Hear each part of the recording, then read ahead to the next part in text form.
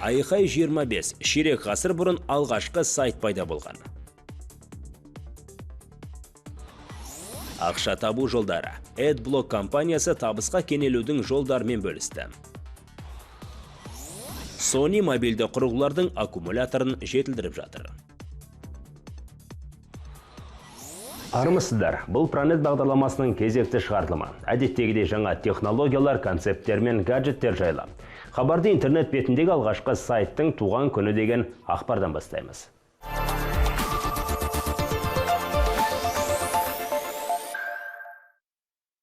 Ширек ғасырда не өзгерді? Тарихты қазбаласақ 25 жыл бұрын әлемдегі ең алғашқы интернет сайт пайда болған екен. Ғаламтор мен әлеуметтік желіні қалыпты жағдай ретінде қабылдаймыз, бірақ планетада бір ғана сайт болған заманды да бастан өткерген екенбіз. Бұл 1990 жылы желтоқсанның соңында тіркелген оқиға. CERN немесе ядролық зерттеу бойынша Еуропалық кеңестің ғалымдары мен бағдарламашылары жасаған алғашқы сайт. Бүгінде бұл орталық адронды коллайдермен танымал. Алғашқы сайт 1991 жылы онлайн қолжетімді болды. Мұнда 3W желісі жайлы ақпар, серверлерді баптау мен қолданушыларға бірді-екілі кеңес ұсынылды.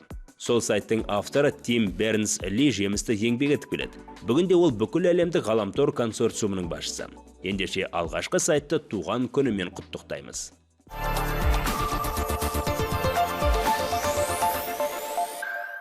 Жарнаманы бұғаттаушы AdBlock Plus құрастырушыларының тапқан таянғандары жұртшылық назарында. Компания қызметіне қатысты мәліметті жайып салуға тура келген.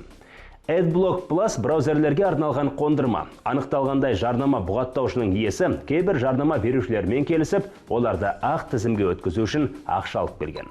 Осы саясат үшін компанияға қатысты сын айтылды. Жарнамадан халықты қорғау тиіс фирма ымыраға келіп, баннерлер мен түрлі хабарламаларды қолданушылар назарына ұсынып келген. Бірер күн бұрын AdBlock өкілдері жағдайға қатысты түсініктеме берді. Негізінен ірі жарнама берушілермен ғана келісім жасалған. Алдымен олар айына 10 миллион көрсетілімге тапсырыс беруі тиіс. Ал AdBlock оларды ақ тізімге өткізу үшін алған қосымша табысының 30% компанияның таза пайдасына айналған. Фирма бұл тізімге дамушы компаниялар мен сайттарды қоса алады. Тағы бір ескерер жайт, қолданушының назарына ұсынылар жарнама бірқатар талаптарға сай келу керек. Атап айтқанда оның парақша бұрышында орналасуы, көлемі шағын және бұл жарнама екенін ескертетін белгі болған жөн.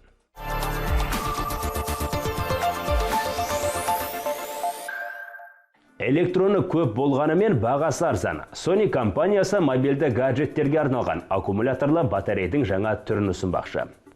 Бүгінгі таңда литий-ионды аккумулятордың дәурені жүріп тұр. Алайда литий күкіртті бірнеше есе арзан әрі сыйымдылығы жоғары екен. Бұл батарей жиі қуаттауға шыдас бермейтіндігін де атап өту керек.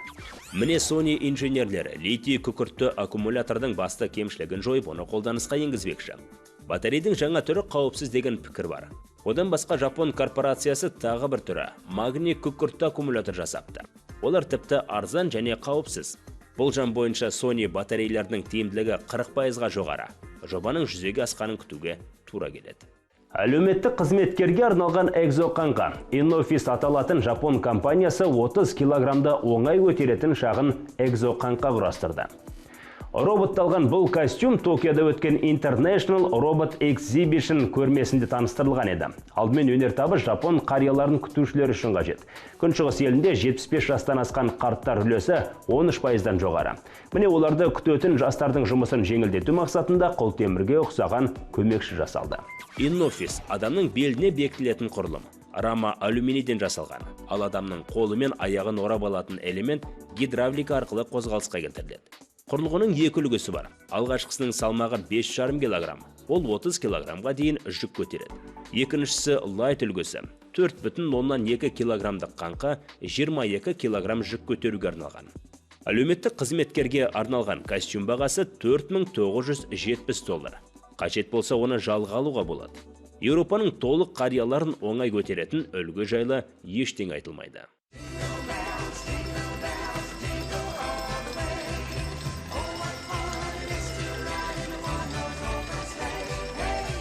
Happy holidays from Boston Dynamics.